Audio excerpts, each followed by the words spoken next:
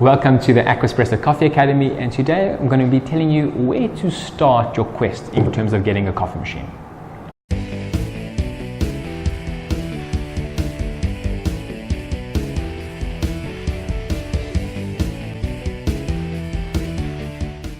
So looking for a coffee machine and going through all the different brands and different types of machines can be daunting, and I'm going to hopefully help you, or at least try and guide you along the right path to go in terms of choosing the coffee machine that's right for you.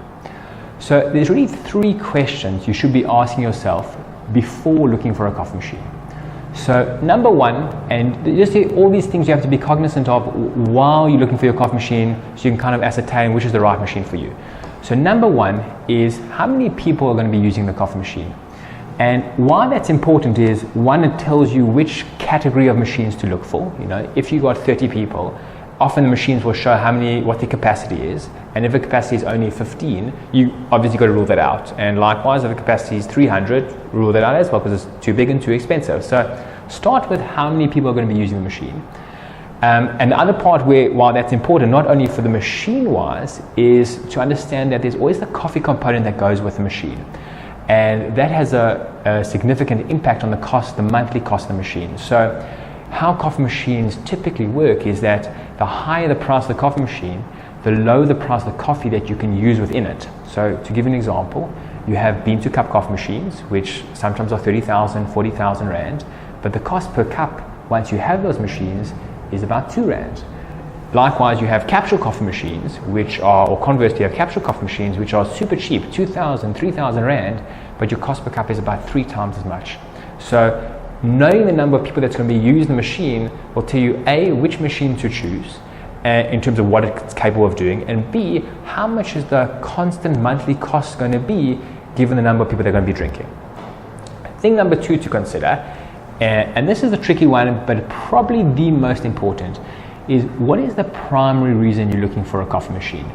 So everybody wants, unfortunately, everything. You want low cost, you want great quality, and that's great, of course.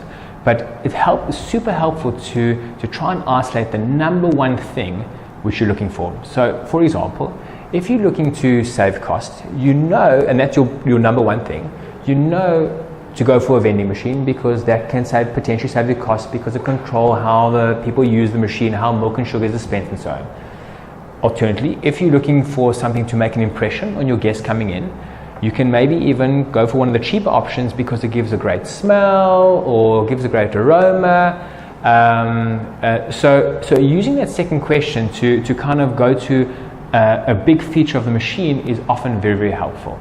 So just some common reasons why people choose machines is, one, to save costs, two, to create a nice impression for their guests, three, to have an amazing cup of coffee, four, just to have something functional. Maybe you have a reception area and people need to come in and be serviced with coffee, and doesn't matter what coffee as long as they're serviced. So those are a few things people look at.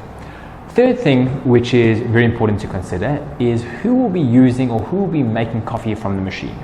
So there's a number of machines most machines these days are very simple to use, but there are still a lot of machines which are not simple to use for first time users. So if you have a machine that's going to be in your reception area, in a boardroom, in a place where you have likely to have lots of new customers or new first time users coming in, you want a machine which is fully self-service, vending machine, one touch, super automatic, filter machine, that type of stuff. If you're going to have a machine where most people will be using it, that have been used it a number of times, let's say in a standard office environment with very few customers coming in, you can often get away with a much cheaper machine, not a super automatic, maybe just an automatic machine, or even sometimes a capsule machine, but a machine which is easy to use but doesn't need to be fully self-service or fully totally intuitive from the first time of use. So those are the three questions you should ask yourself at the beginning. Hope this helps.